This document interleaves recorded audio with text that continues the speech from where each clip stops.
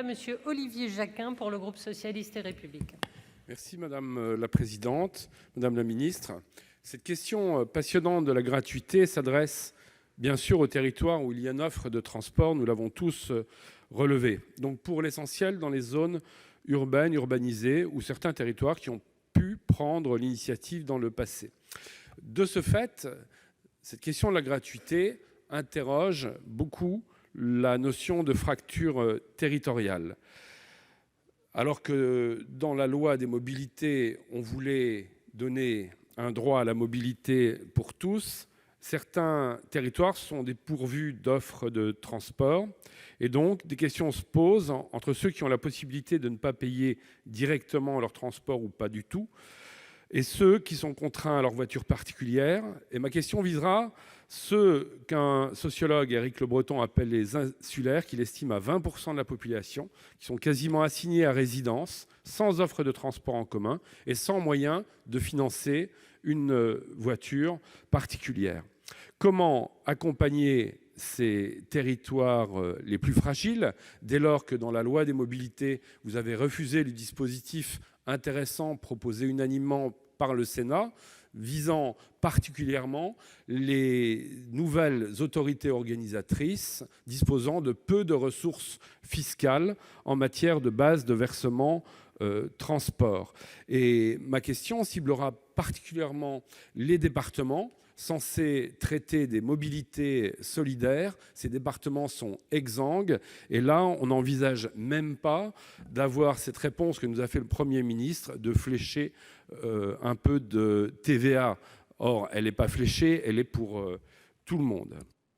Merci Monsieur Jacquin. Madame la Ministre. Merci Madame la Présidente. Monsieur le sénateur Jacquin, en fait, votre question part des fractures territoriales, qui est un sujet auquel on est évidemment tous sensibles, et pose la question de la prise de compétences mobilité par les petites intercommunalités, notamment celles qui disposent de faibles ressources. Pour les territoires qui ne lèveront pas de versement mobilité, le gouvernement prendra, donc c'est la réponse que vous attendez, prendra en compte le besoin de financement nouveau avec le mécanisme de compensation de la taxe d'habitation qui a été supprimé. Et c'est donc la réponse que je vais vous faire, même si elle ne vous satisfait pas totalement. Cette compensation de la taxe d'habitation qui a été supprimée sera en effet remplacée par une quote-part de TVA dont la dynamique est réellement plus importante que celle des bases actuelles de la taxe d'habitation. Ça concerne toutes les intercommunalités, mais y compris les plus petites. Et nous estimons entre 30 et 40 millions d'euros la recette supplémentaire que les communes et les intercommunalités, France entière, tireront chaque année, soit en base 120 à 160 millions d'euros au produit annuel complémentaire au bout de la 4e année. Les communautés de communes qui prendraient volontairement la compétence disposent ainsi d'une recette dynamique qui permettra d'asseoir le développement de services de mobilité alternatifs à des services collectifs réguliers. Par ailleurs, l'État, au travers de la démarche France Mobilité, accompagne les territoires qui le souhaitent, et là ce sont des appels à projets, comme vous le savez, avec des financements dédiés pour la prise de compétences, notamment au travers de cellules régionales d'appui à l'ingénierie.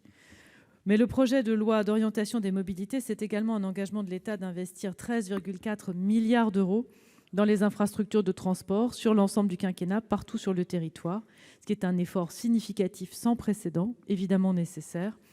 Et dans cette somme, on trouve des voies ferrées pour lesquelles les trains pourront retrouver une vitesse normale avec 2,6 milliards d'euros sur 10 ans pour développer des RER entre les villes moyennes et les métropoles et des routes réaménagées avec un parcours plus sûr pour environ 1 milliard d'euros. Merci Madame la Ministre. La parole est à Monsieur Jacquin pour la réplique. Effectivement, Madame la Ministre, vous l'avez dit vous-même que votre réponse ne me satisferait pas, puisque dans ma question, j'avais dit que je ne souhaitais pas cette réponse. Ma question visait l'accompagnement des départements en charge des mobilités solidaires. Vous nous répondez absolument pas. Et puis dans ce texte de loi, on dit que la mobilité doit être accessible à toutes et à tous. Je ne reviens pas sur les propos de Guillaume Gontard, sur la logique de démobilité qui est sans aucun doute l'avenir, mais un droit à la mobilité pour tous, il faut savoir que ce droit à la mobilité permet d'accéder à d'autres droits et certains de nos concitoyens sont véritablement assignés à résidence. Merci.